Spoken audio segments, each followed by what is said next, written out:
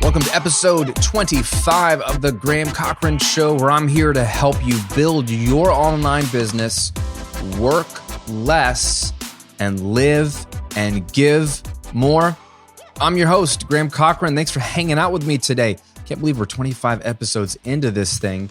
We're going to talk about what people will pay for, and specifically 3 things that people in general will pay more for. I want you to be thinking about what else you can offer your people. You might have a product or a suite of products, but what else at a premium level can you offer them? That's what we're going to be talking about today. If you don't have any products or you're brand new to business, this will still be relevant to you, but I'd highly suggest you watch my passive income workshop, where I break down in about 45, 50 minutes how to create your first $1,000 a month in passive income in just 30 minutes a day of work. Because I know you're busy, you're trying to make that transition. It breaks down everything, how to come up with your idea, how to find people to sell to, what to sell to them, how to automate it. How does this passive income thing even work? There's so many people saying passive income is a myth. It's not a myth, okay? Yes, you have to do some work, but the money comes in passively while you're not working, and it scales and grows, even though you work the same amount or less and less, which is what I'm trying to teach you how to do on this show. So yes, passive income is real, and this workshop shows you how to do all of that. It's absolutely free. I've put it together for people like you, so check it out at grahamcochrane.com/workshop and watch it and take notes and implement it and go make your first $1,000 a month of recurring revenue in just 30 minutes a day. When you got that business up and running and you're looking for ideas of how do I increase revenue, one of the ways you can do that is by thinking about premium products or services, something that's super premium, okay, that not everybody is going to want to pay for, but a small percentage will pay handsomely for something that they truly value, and you can really create a big not only profit margin, but you can 2x your revenue. You can 5x your revenue. There's a lot of growth that happens with these small little percentages of people who pay for your premium stuff. It's very fascinating to me, because we think average customers, how do I get more people to buy all my same stuff? That's a tactic and a strategy, but in addition, I want you to have a strategy of having premium products. Now, I've talked about this a bit before, and a few weeks back, I did a video series on something that I call the 64-4 rule. And I was teaching you in this video series how to leverage your top 4% of customers. Because statistically, if you take the 80-20 rule and you look at your customers, 80% of them, okay, are just your baseline customers, and they're going to buy your basic stuff. But there's a 20% of your customers that are willing to spend a lot more with you. In fact, if you look at the revenue, probably 80% of your revenue comes from that 20% of customers. It's lopsided, which means that there's a group of people in your customer base who are spending 4 times what the average customer is spending, which is very telling. And then what I talked about in that video was how you can dive in even deeper. I learned this from Perry Marshall, that you can do an 80-20 analysis of the 20%. And who are the top 20% of the 20%, aka your top 4% overall of customers? Those people, if you follow that pattern of 80-20, those 4% account for the bulk of your 20% or of your 80% of revenue. And that means they count for the bulk of your revenue at large. So it's the smallest little group that is bringing in a humongous chunk of revenue. And to ignore that small group, to not offer premium products and services for that small group, is to miss out on over half of your potential revenue. Said another way, if you don't have a premium product or service, you are missing out on over 2 times what you could be doing in revenue just by offering something ultra premium, and a small select of your customers go for it. So I was teaching this concept, breaking down the math, giving examples in this video. And I got an email from one of my students named Eric. And I want to read you his email because I think in this email, it reveals a mindset that I think is limiting. And I'm not coming down on Eric. I responded to him and tried to help him out. I don't think he wanted my help, but I offered it. He emailed me. So I think it's a limiting mindset, and I want to shatter that mindset and then show you that there is plenty of potential to offer premium products and services. And I'm going to break down 3 things that people will always, till the end of time, pay more for, and how you can incorporate those into your business. So email from Eric, and he is a classical guitar instructor. So he's a guitar player and instructor, but specifically in classical guitar. So finger picking, classical guitar. Here's what his email says. Graham, your video's totally nuts in my eyes. That's a great start. Feeling really good about being in my inbox this day. I teach classical guitar, and the numbers of income you're talking about is insane. I'm sorry. I even have to say that in my teaching, I'm not holding back anything from any student, and I wouldn't want to. And he's basically saying, like, so you're saying offer more to certain students, so why would I hold back from my other students? We'll address that in a minute. So offering something more, what should that be? It reminds me of a doctor I had when I had some serious back problems, and I asked if he didn't have anything to help in my pain, and he said, oh, yes, I do, but you don't have the money for it. What a sick world. Puh. P-U-H. I don't even know what that means. Puh. Like, ugh, disgusted. You disgust me, Graham. What a sick world. That is not my style. And then you can tell that he's still trying to think about it, though. And then he has this follow-up sentence. Sure, if someone would like to have a 2-hour session of coaching every day, I'm guessing he sells 30-minute sessions, an hour session, but not in any case that I've met such a person in 50 years of teaching. 50 years of teaching. Okay, there is a lot to unpack in that email. It's fascinating to me from a psychological perspective of where Eric's head is at. And he brought it up the very last sentence. He hasn't met anybody that wants a 2-hour session in 50 years of teaching. So his past experience, or his perception of his experience over 50 years of teaching, is sort of framing his response to me saying, hey, you can charge 10x, 100x for certain premium products and services to certain clients. And he's like, this is nuts. This is insane. So I emailed him back, and a couple of thoughts I gave to him were one, and this is kind of where I'm not coming down on Eric, because clearly Eric is good at what he does. How do we know this? He's been instructing people on guitar lessons for 50 years. You don't stay in business for 50 years without doing something right. Okay, so people know about him, like him, and trust him enough to hire him to teach them or their children how to play guitar. And he's not done that not just for a year or 2 or 3 or 10, but 50 years. So the guy is clearly good at what he does, right? So I have a lot of respect for him already. I also respect him in that he doesn't want to hold anything back from his students. This is one of the things I addressed in my email to him was, Eric, you're speaking my language, bro. I would never want to hold anything back from my students. I don't. In fact, I give away some of my best stuff for free. I give and give and give. And you know what? 95% of the people that consume my material aren't ever going to be paying customers. So I'm not even talking about holding back to certain customers. I don't even hold back from the freeloaders. Okay? You could listen to this podcast every single week for free and never join one of my courses, never join one of my memberships, never be a coaching client, never pay me a dime. I don't care. That's not the point. I'm going to give you the best that I have on this show, which is one reason why months ago I shifted from just short videos only, 10, 15-minute videos, to a longer format here on the podcast and on YouTube, so that I can dive deeper, so that I can coach you more.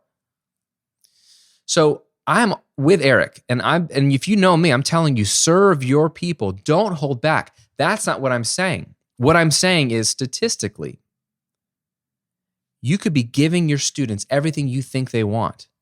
But what I think Eric is missing out on is that he doesn't even know that there is a small percentage of his students that would likely pay a ton more for something premium.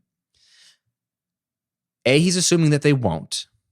But B, it's because he doesn't know what that would be. The only thing he said in his email was maybe have a 2-hour coaching session. So I'm coaching them twice as long or 4 times as long, depending on how long, his lessons are.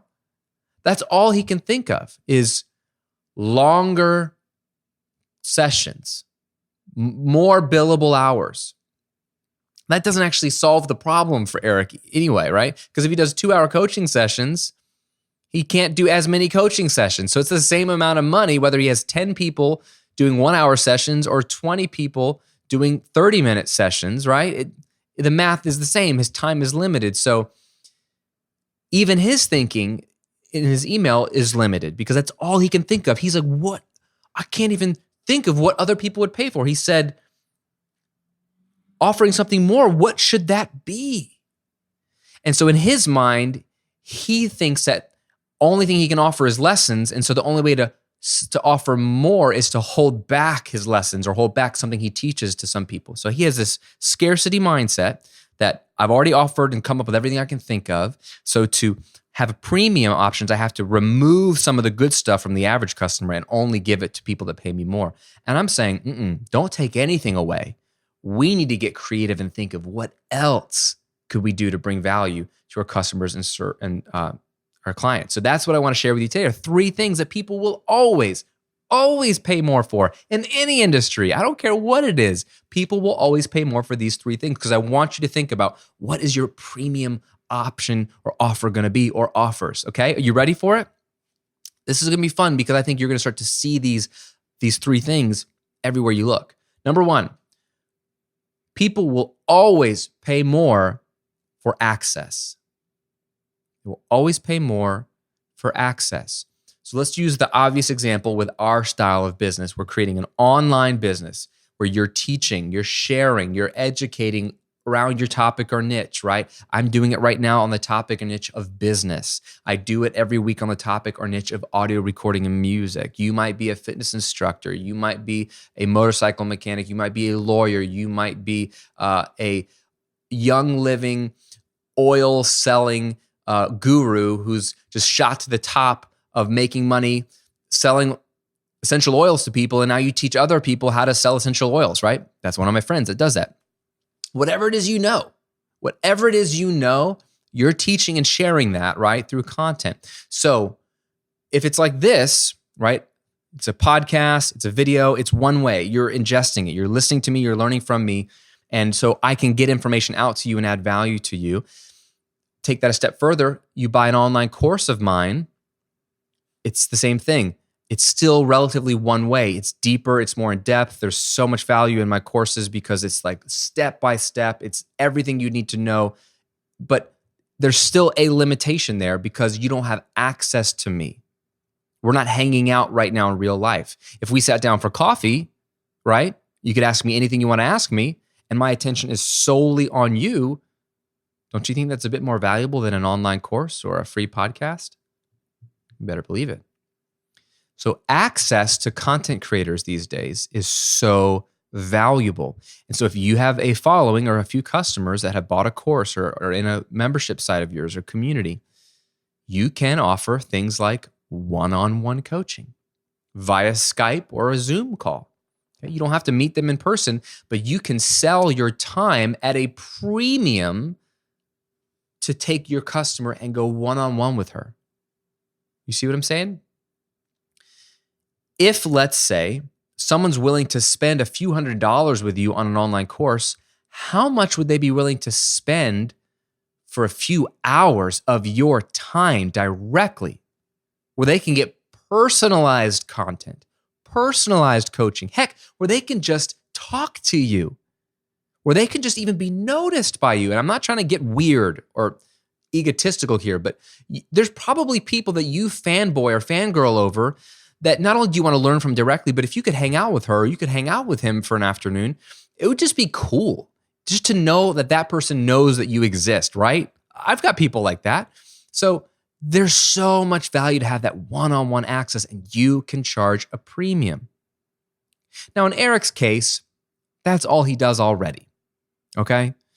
So we're going to get to Eric in a minute, but that is his model, is one-on-one, sessions. It's coaching. It's teaching guitar. It's an old school model. It's not the same. The value is what it is because of what he can offer. He's not moving from content online to in person. He's already starting in person, right? So that doesn't help Eric, but it can help you. You should consider offering premium one-on-one coaching. Another thing you could do is small group coaching, right? So a curated group of people, like 12 or less, right, that are in a group. These are sometimes called masterminds, sometimes called inner circles, but these are a group of people. Let's say you have 400 customers that have bought a course from you over the last few years, but you could have 5 to 10 of them to pay you a premium to jump on group coaching calls with you every single month or a couple times a month, where they're in a private group with you, where now it's kind of like one-on-one, but there's a few of you, so the price can be less than one-on-one. So you can have one-on-one as your ultra premium. Then you can have a group that's not as expensive for them individually because they don't get direct just one-on-one. But it is such a small group that you know everybody and everybody is known by you and everybody. And there is personalized coaching in just a slightly different way. That is for sure worth a lot more than an online course because, again, access to you, right?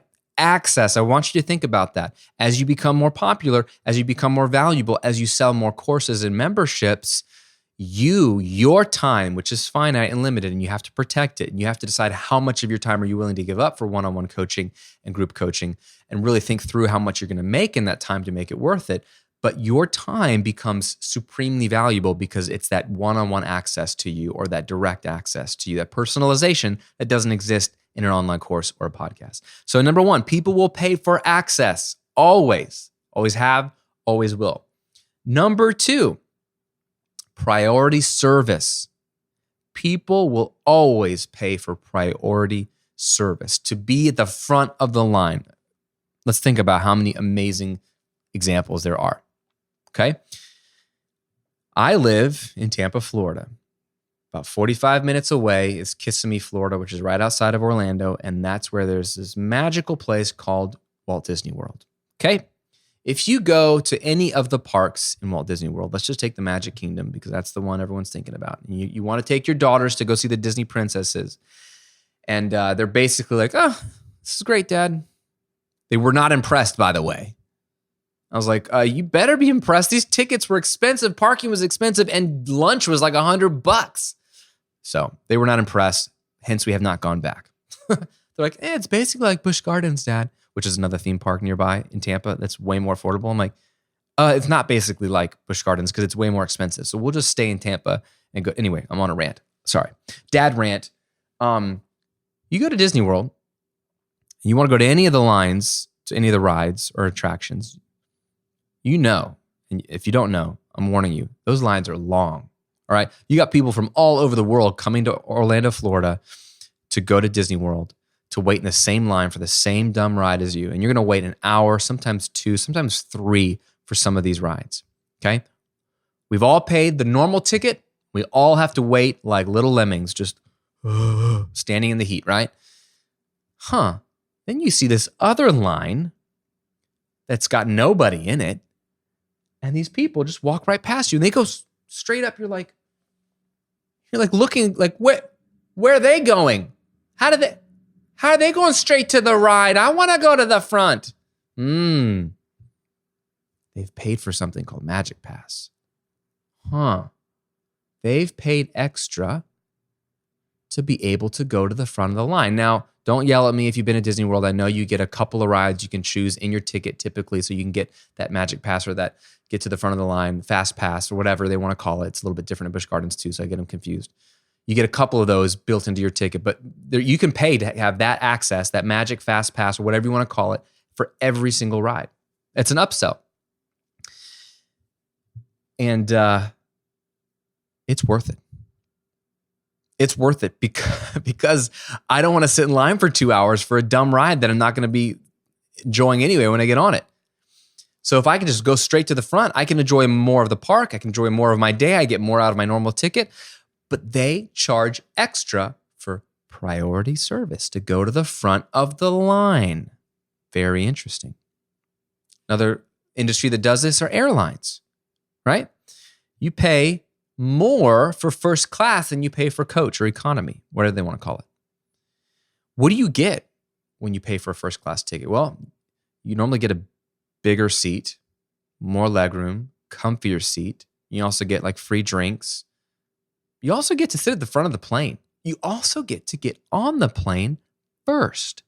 Now, what's interesting is airlines have tried to diversify, and we're in this era of we hate class warfare like first class and coach. And so they've tried to make everybody feel like they're first class by creating more classes in between first and traditional coach so that you don't have to spend as much to get some of the rewards of first class to make people feel a little bit better about themselves. But it's also a strategic business move because it's just more medium tier upsells for them. And so a lot of these airlines, you can pay more just for priority boarding. You're still sitting in the back of the plane. You're still sitting in a normal seat, but you paid a little bit more so that you can get on the plane first.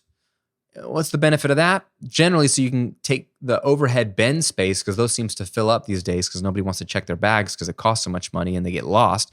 So people will pay to get on the darn plane sooner. And it doesn't get you to your destination any faster, right?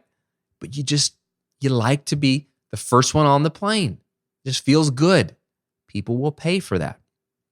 Another example that changed an entire industry was Amazon Prime.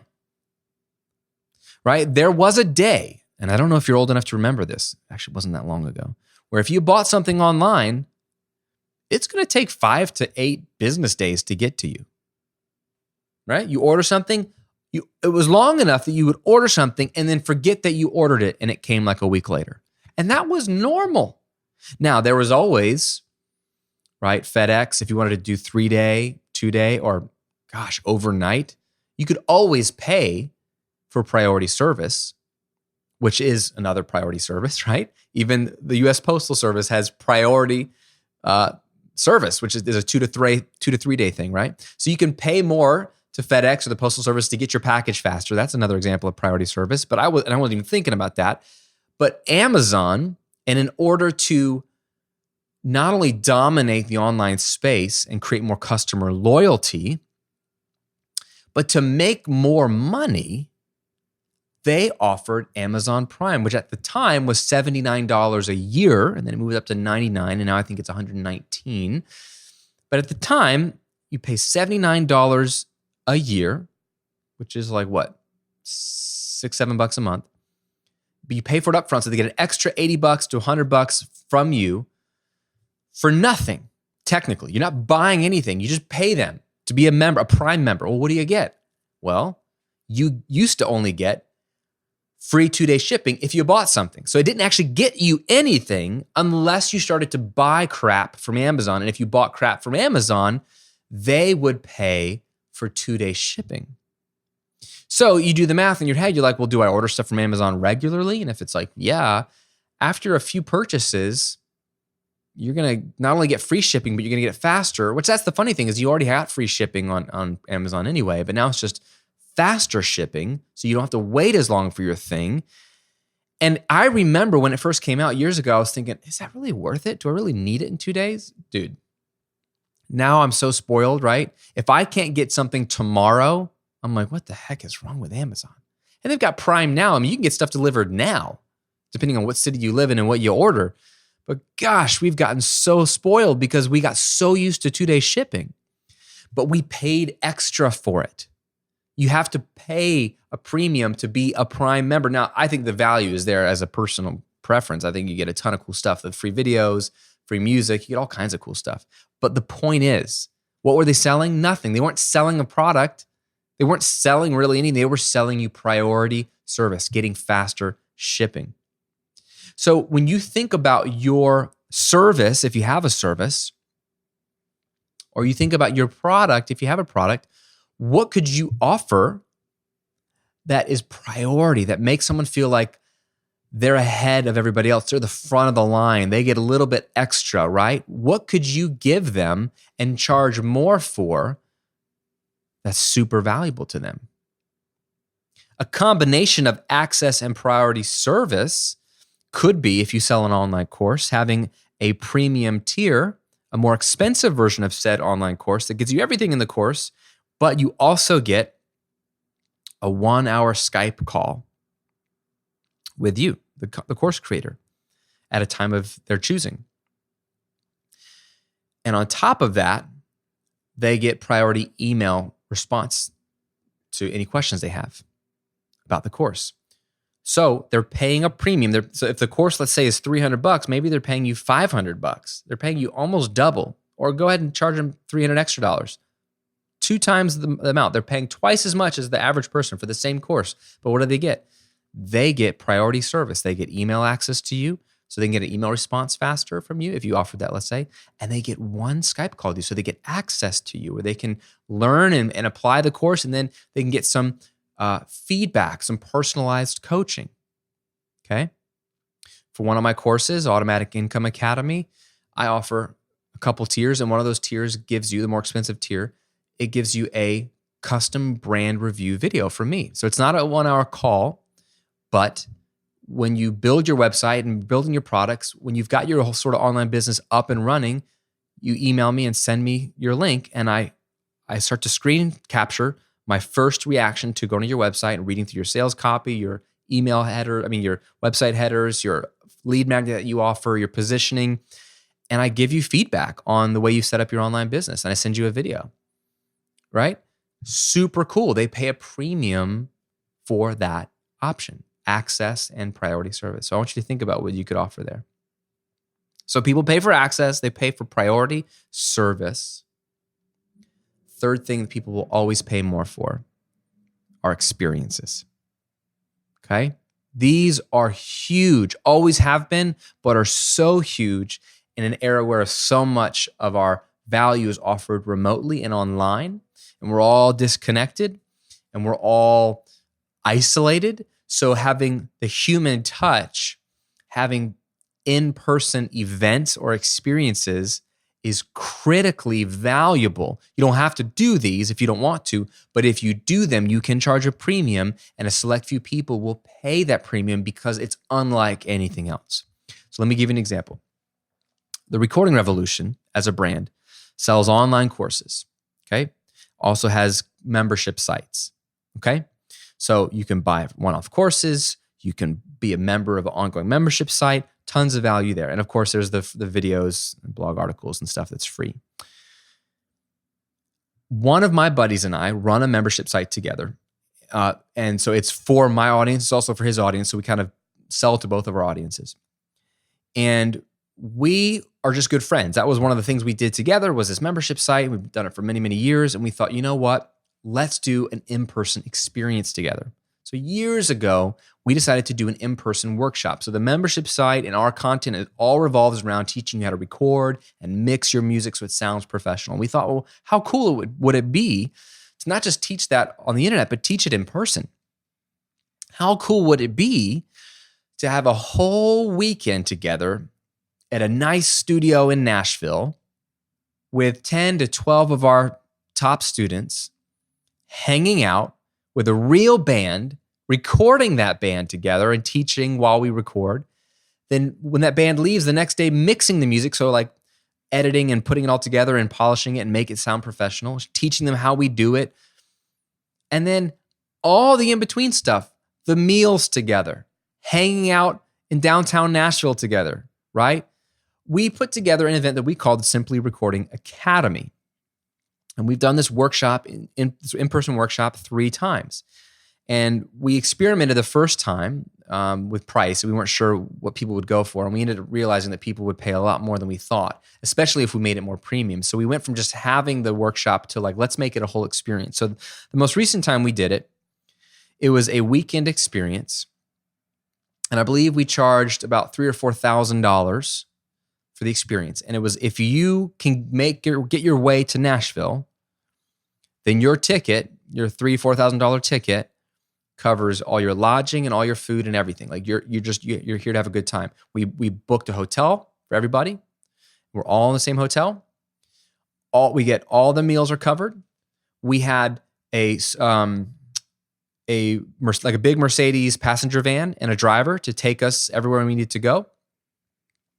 One of the nights, either the final night or the second night, after a nice dinner downtown, we rented a stretch Hummer, just because to drive us around town and take us to different, bars and restaurants and venues, and just because.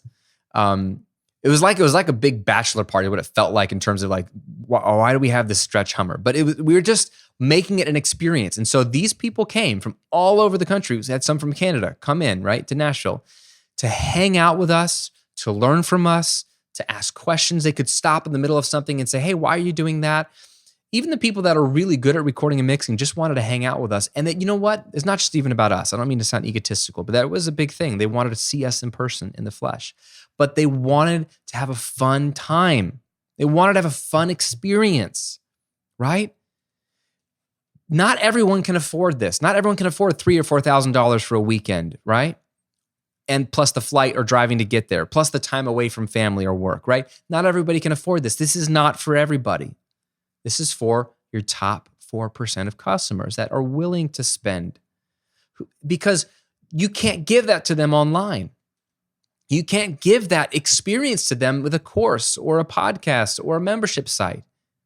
We can get as close as possible, but the more content we deliver online, the more valuable in-person experiences become. Workshops, retreats. There are people that do retreats that are also vacations at the same time. Okay?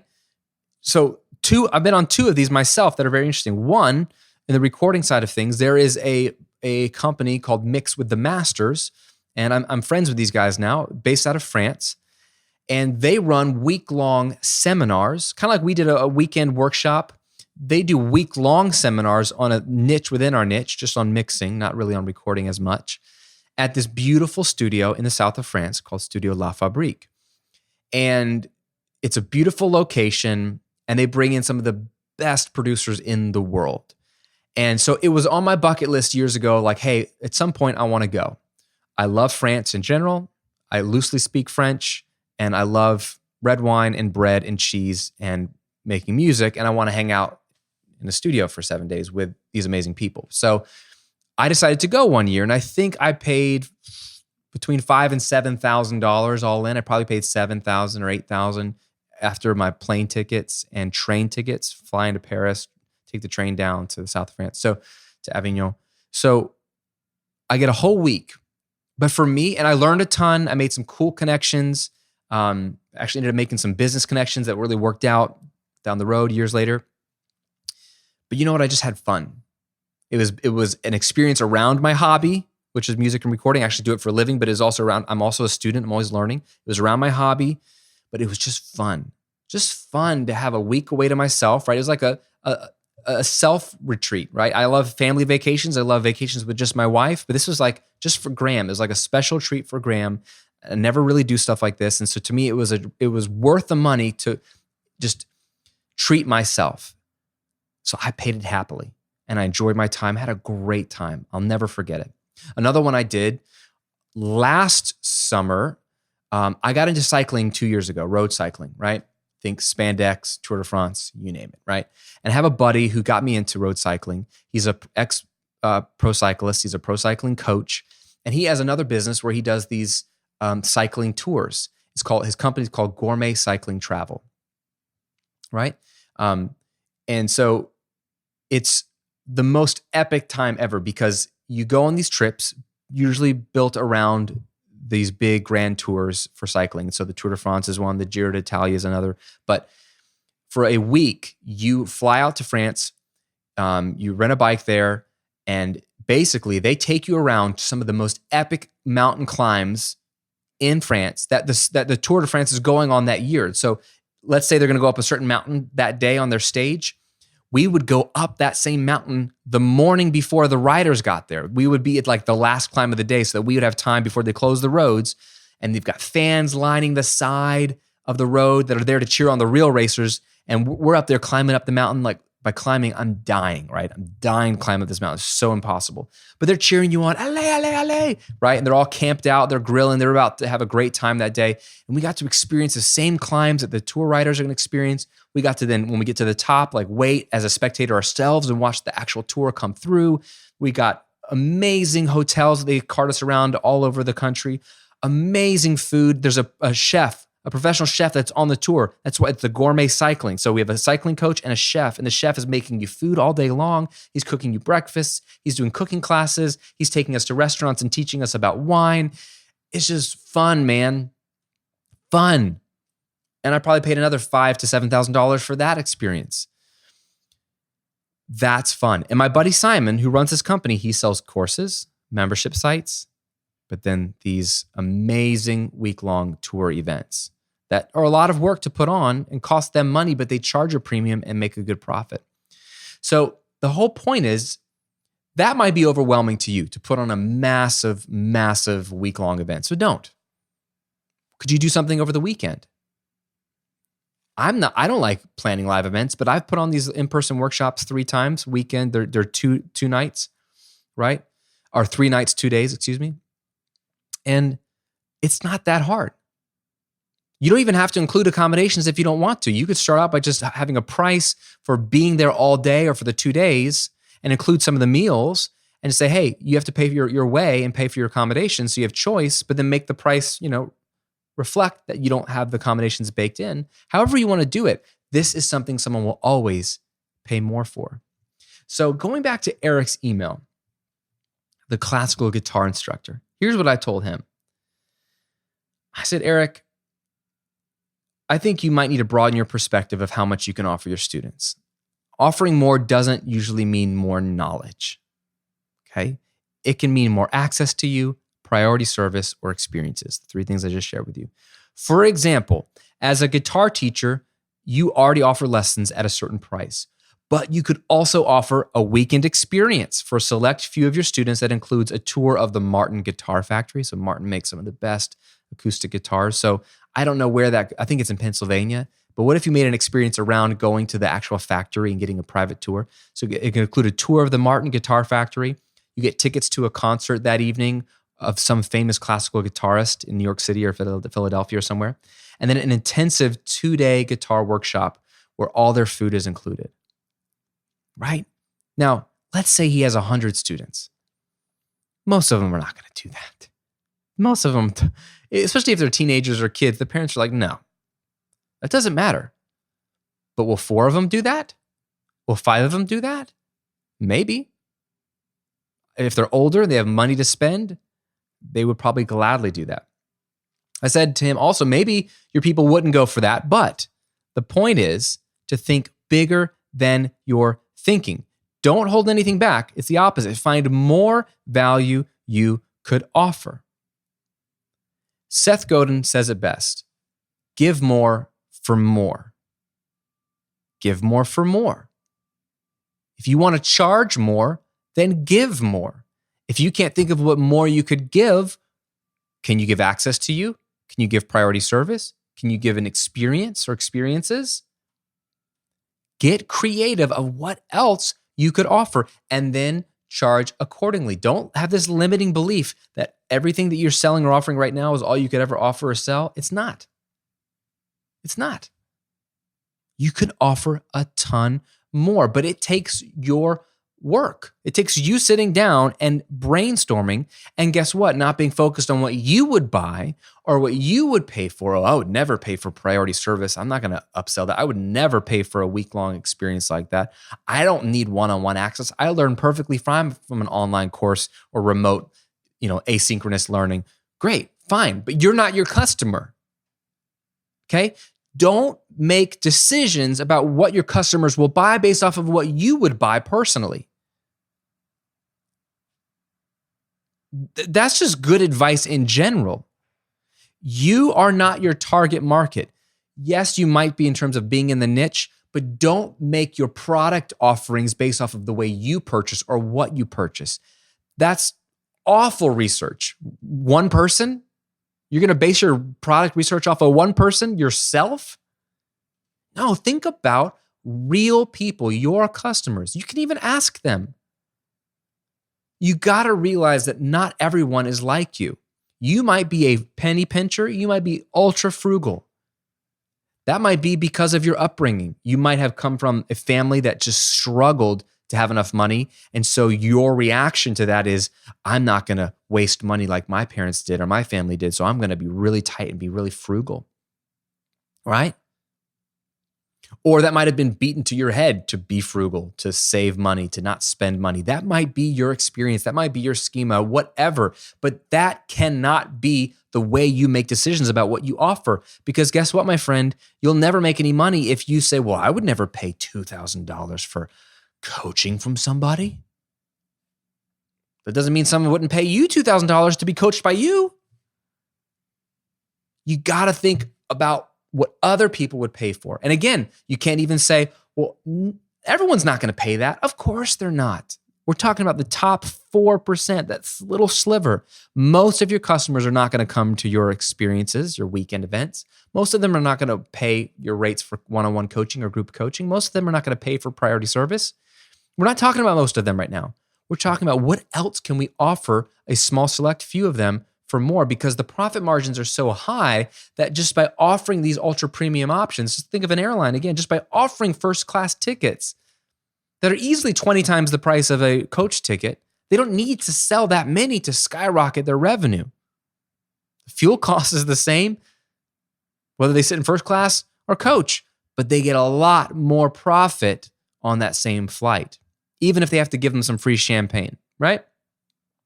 So get creative, think outside of yourself, and brainstorm. And what I'd like you to do as we wrap this up, sit down today or tomorrow, sometime this week, and I want you to write the words access, priority service, and experiences down. And then I want you to brainstorm 2 to 3 things that you could offer in all 3 categories. Just dream them up. Don't worry about execution or logistics. Just dream up the concepts. What could you offer? What are 2 to 3 things you could offer that are related to access to you? What are 2 to 3 things you could offer that are related to priority service? What are 2 to 3 things you could offer related to experiences, like in-person experiences? Just start the juices flowing, get them flowing. And then once you make that little list, I want you to pick one of them to begin executing now. You might have some cool ideas and dreams for a live event, but that might be way too far in the future for you to pull off in terms of the customer base yet, or the margin in your day and week to do that, or even the cost might be prohibitive for you at this stage of your business. But I want you to still brainstorm and dream a little bit. So then start with one of the other ones that you can pull off in the next month or 2. But brainstorm those 3 things and then pick one that you can execute to move forward, so that you can, like Seth Godin says, give more for more, and watch your revenue skyrocket, and watch your customers that do purchase those premium offerings love you for it and get a ton of value out of it. If you're looking to just start this whole process and you don't know what you could offer, period, and this is over your head and you're like, I just need to offer something. How do I get some money coming in? I'm going to point you back to my passive income workshop. This whole workshop breaks down the 4 key components to creating revenue online. I don't care what business you're in. I don't care what topic you're in. You need these 4 components. You need them in the right order, and you need them connected in the right way so that they spin and spin and spin, and money comes in while you're doing something else, like listening to this podcast. It's very practical. I give you tools, tactics, scripts, templates. I literally map out what you can do right now to, in 30 minutes a day, build your business that will generate $1,000 a month or more of passive income. And it's free, so you might as well watch it and take a bunch of notes and then go implement it. So check it all out at grahamcochrane.com/workshop and enjoy. As always, thanks for listening. Thanks for diving in on this episode. Thanks for giving me a little bit of your time. It means a ton. If you haven't already left a review on iTunes on the show and you listen on iTunes, it means a ton. Please leave me a review. Let me know what you like about the show, what episodes have really spoken to you. That way I have a good feeler for what's connecting and resonating. As always, thanks for watching. Thanks for listening, and thanks for supporting. And I'll see you in another episode real soon.